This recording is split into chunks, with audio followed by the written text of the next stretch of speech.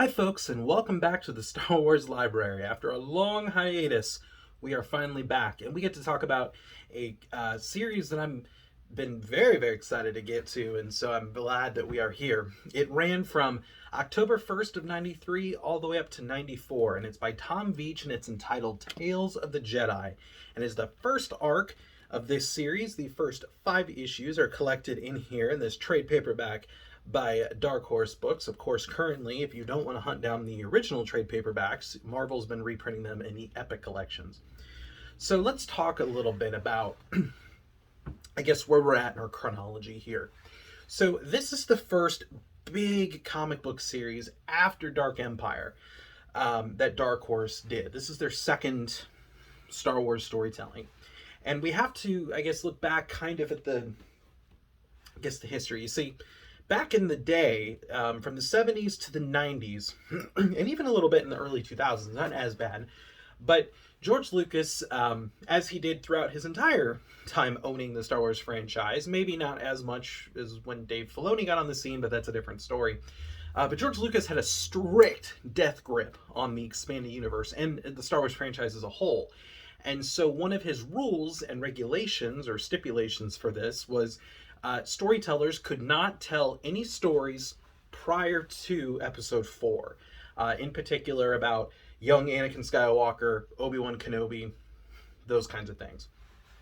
So he allowed some things where you would have a young or a younger Han Solo, a younger Lando Calrissian, as we talked about earlier in our chronology.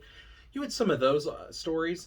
But for the most part, though, that was off limits. There was one other one that we'll talk about, which was the droid series. And we talked a little bit about the early droids, and now we're going to be talking in the later era, I guess.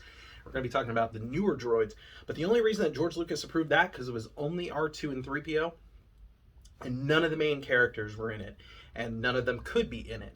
And so that was where we were at. So, but he did approve this story, Tales of the Jedi, being that it's about 5,000 years before episode 4. So this is long, even prior to the Phantom Menace. So again, we get kind of one of those rare instances here. So this first arc is 5 issues.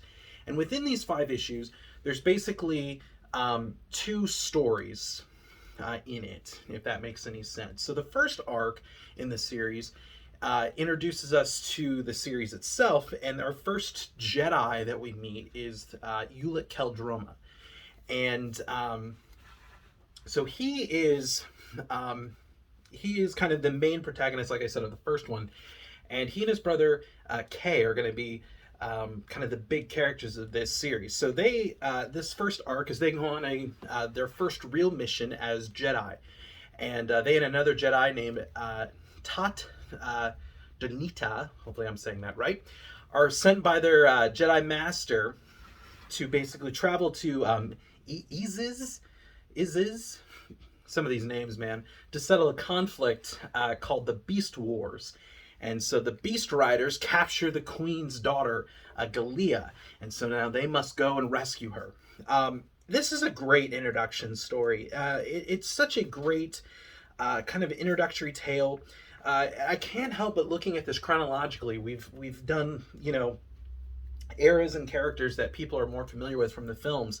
This is the first time we're going to see truly, I guess, an original thing, because these are characters that were created specifically for the comics. There are no film characters in here. There's mention of some, like Luke Skywalker and Obi-Wan Kenobi, but on the back. The story itself does not mention or talk about these characters. But I tell you, this is some great storytelling. The art in here is so unique. I love the art in this series. It's one of those things that makes me just happy to be a Star Wars EU fan. It's one of those things, being a Marvel Comics fan, aside from being a Star Wars fan, is, and I've said this before in other places, but in particular, like Spider-Man, there's always those artists who, yes, they'll draw the character how he's supposed to look, but but they usually won't try and put their own spin on the character, on make it their style. It's trying to copy the early Steve Ditko and John Romita, the first two artists to ever do Spider-Man. So, and you would kind of see that a little bit later in some of the later Dark Horse Star Wars content, but especially in the beginning, it was pretty much just that artists kind of doing their own thing. We see that really in Dark Empire, and I think we see that a lot in the Tales of the Jedi series as well. So again, incredible introductory tale there. The next story arc in here introduces us to Nomi Sunrider. Now, Nomi I have a little bit more of a connection to than Ulick, and the reason for that is because I wouldn't read the Tales of the Jedi series until much, much later into, I guess, life. These came out, like I said, in 93. First time I read these was in middle school, was when I got my hands on these. And so that was in the late 2000s. And so when I was in third grade, reading The Young Jedi Knights, which is what first got me into the expanding universe, there was one book where you hear the story of the character of Nomi Sunrider.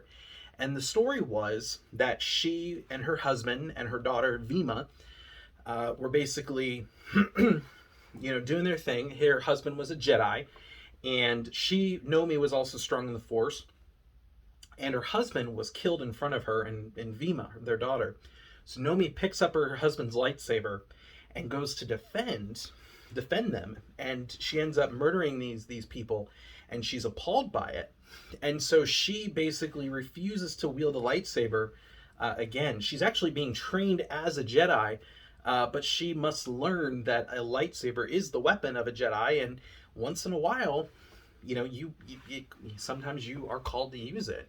And it's such a really interesting thing, and she learns that she needs it to not only defend others, but herself and her master and her daughter Vima. And so that was the story that was being recalled in the Young Jedi Knight series. Years later, when I read Tales of the Jedi, that's the story, folks, that is in here. That's the second arc. That's what introduces us to Nomi Sunrider. And I just remember thinking when I first read that, like, this sounds familiar. Have I read this before? And then it was, no! I read that in the Young Jedi Knights series. And it was recalled by the Jedi Master Tyone. She was the head of the archives for Luke's order. And it was just one of those things like, wow, that was really, really cool. Now, of course, we come to find that, Kevin J. Anderson, who wrote that series, and Tom Veitch were buddies. And so it makes sense. And Kevin J. would end up working on a lot of the Tales of the Jedi, the later Tales of the Jedi stuff. But still, it was just such a cool thing to, reading it out of order, but then coming back and being like, oh, that's so cool. They reference this. So that was another one of those things that go to show that, hey, the comics matter, just like the novels do. So I guess to conclude this, what do I think about the Tales of the Jedi, the first arc? I love it. It's one of the best stories that Dark Horse ever did. The art is good. The storytelling is good. It's just such a great thing. Dark Horse was just hitting home run after home run when they first started putting out books. So can't encourage this enough. So folks, is this an essential read? Yeah, I would say it is. There's so many things, especially in Kevin J. Anderson's later novels, that connect back to this story or this series. And in fact, I always will say that this is the better introduction to people who want to read about the origins of the Jedi. People be like, oh, I want to do that. Should I do Dawn of the Jedi? No, don't do Dawn of the Jedi. Start with this. You'll thank me later. This is a fantastic read. And definitely a great introduction to, I would say, the comic books of Star Wars, but also to the origins of the Jedi. This is a great introduction. And yeah, highly, highly recommend checking this out. But folks, that is all the time I have for today. Thank you so much for tuning in, and I will see you next time with another episode of the Star Wars Library.